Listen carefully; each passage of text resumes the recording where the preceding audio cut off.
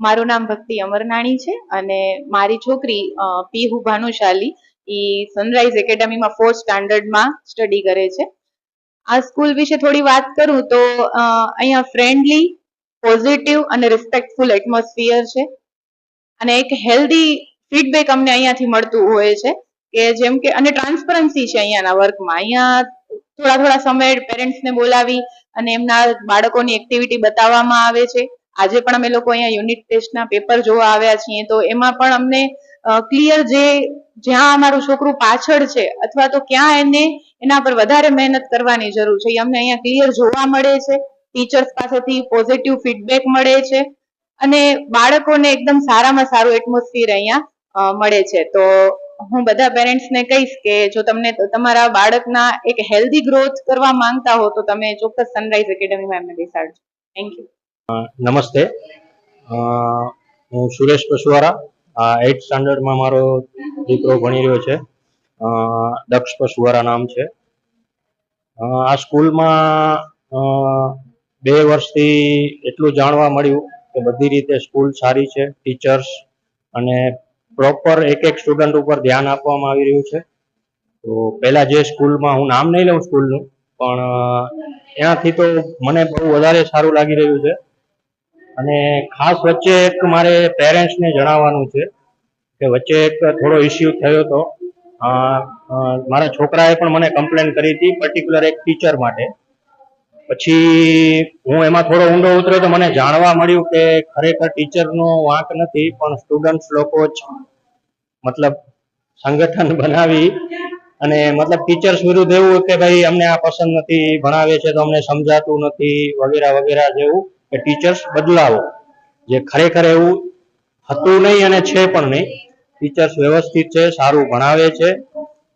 મેં કેટલાક વિદ્યાર્થીઓ સાથે પણ વાત કરેલી એટલે જ મને ખબર પડી કે આ છોકરાઓએ જ ઊભું કરેલું છે. તો પેરેન્ટ્સને પણ આ જોવું જોઈએ કે છોકરાઓ ઘરે આવીને આપણને કહેતા હોય તો આંખ મીચીને એના ઉપર વિશ્વાસ ન કરવો જોઈએ, થોડું જોવું જોઈએ. કારણ કે અત્યારે આટલી નાની ઉંમરમાં જો આ વેમાં જશે તો એ એમના પોતાના માટે પણ સારું નથી. તો પેરેન્ટ્સ લોકો આટલું ધ્યાન આપે. દક્ષની વાત કરું તો વચ્ચે જે કોરોના પીરિયડ આવ્યો, પહેલાથી છે હોશિયાર છે, પણ 2-3 વર્ષ આ સ્કૂલ છૂટી ગઈ તો એના પછી બહુ ડાઉન ચાલ્યો ગયો હતો. અને કોરોના પછી જ આ સ્કૂલમાં આપ્યું એટલે બહુ સારું રિઝલ્ટ આવી રહ્યું છે. તો સ્કૂલ તરફથી ને ટીચર્સ તરફથી હું સેટિસ્ફાઈડ છું. Thank you. Good morning, Mrs Mamta Tanwar. ये मेरी बेटी है, 9th क्लास में है और स्कूल के बारे में ये कहना चाहती हूँ. सबसे बड़ी बात तो ये है कि स्कूल में टीचर्स ने किसी तरह से प्रेशर नहीं दे रखा, बच्चों को बहुत ही अच्छे तरीके से पढ़ाते हैं. तो इसलिए थैंक यू. અમને ગર્વ છે અમારા દીકરા ઉપર, અમને ગર્વ છે અહીંના શિક્ષકો ઉપર કે જે એમને મહેનત કરાવીને ફર્સ્ટ રેન્ક ઉપર લઈ આવે છે અને એમને મહેનત કરે છે. અમને ગર્વ છે એમના શિક્ષકો ઉપર, એ દરેક પ્રવૃત્તિઓમાં એમને આગળ રાખે છે. Thank you.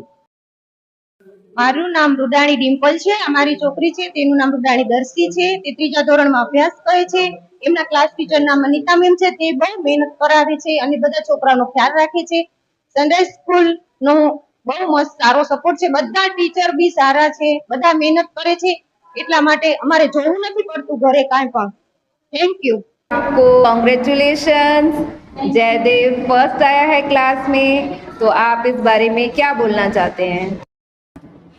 Thank you ma'am, मेरे को बहुत अच्छा लगा, मेरा बच्चा फर्स्ट आया है. ऐसे ही सब आप टीचरों का मेहनत का ये नतीजा है, इसलिए मेरे को बहुत खुशी हो रही है. सब पूरा सपोर्ट करे. सनराइज स्कूल बहुत अच्छी, मेरे को बहुत अच्छा लग रहा है इधर पढ़ाने में. मेरे को ऐसे आगे बढ़ता रहे, आप सबका सपोर्ट ऐसे ही रहे. Again, thank you very much for Sunrise Academy and મને 100% પ્રાઉડ છે કે નેક્સ્ટ ટાઈમ પાછો ફરીથી અર્ણવ ફર્સ્ટ રેન્ક ઉપર આવ્યો. એમાં સ્કૂલની પણ એટલી મહેનત છે, આપ ટીચરશ્રીઓ, સાહેબશ્રીઓ બધાની એટલી મહેનત છે ને એ ઘરે પણ મહેનત કરતો હોય છે અને આગળ જતા પણ મને વિશ્વાસ છે કે ફર્સ્ટ જ આવશે. Thank you school staff, thank you.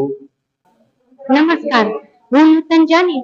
આજે મારી દ્રષ્ટિએ આ શાળા વિશે કહું તો તેના નામને સાર્થક કરતી સનરાઈઝ એકેડમી એટલે જ્ઞાનરૂપી સૂર્યનો ઉદય કરતી, સારા શિક્ષણની સાથે સારા સંસ્કારોનું સિંચન કરતી બાળકો માટેનું બીજું ઘર એવું માં શારદાનું ઉપાસનાનું આલય બની રહ્યું છે.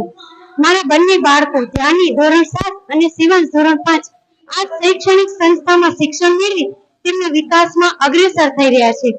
તેમાં ઘરના વાતાવરણની સાથે સાથે શાળાના વિદ્વાન આચાર્યશ્રી તથા પ્રેમાળ અને માયાળુ ગુરુજનો મહત્વની ભૂમિકા ભજવે છે. શાળાનું સાંસ્કૃતિક અને શૈક્ષણિક વાતાવરણ જેમાં રમતગમત, બાહ્ય પરીક્ષાઓ, વિવિધ કલાઓ ઉત્સવોની ઉજવણી, રાષ્ટ્રીય પર્વોની ઉજવણીથી વિદ્યાર્થીઓમાં શિક્ષણની સાથે સાથે રાષ્ટ્રવાદનું બીજાંકુરણ થઈ રહ્યું છે, જે ખૂબ જ સરાહનીય પ્રવૃત્તિ છે. શાળામાં શિક્ષણની સાથે સાથે વિદ્યાર્થીઓનું આ રીતે રાષ્ટ્રવાદનું ભાવિ ઘડતર કરવું એ પણ ખૂબ સારી પ્રવૃત્તિ છે. શાળામાં વિદ્યાર્થીઓ સાથે ભાવનાત્મક અને શૈક્ષણિક વાતાવરણ ખૂબ જ સારું છે. શાળામાં શિક્ષણની સાથે સાથે કલાત્મક અને શૈક્ષણિક માર્ગદર્શન પણ ખૂબ જ સારું મળી રહ્યું છે. અંતમાં હું એટલું જ કહીશ કે આ શૈક્ષણિક સંસ્થામાં વિદ્યાર્થીઓમાં શિક્ષણની સાથે સાથે નીતિમત્તા, મૂલ્યો અને રાષ્ટ્રવાદનું બીજાંકુરણ થઈ રહ્યું છે. જય હિન્દ, જય ભારત.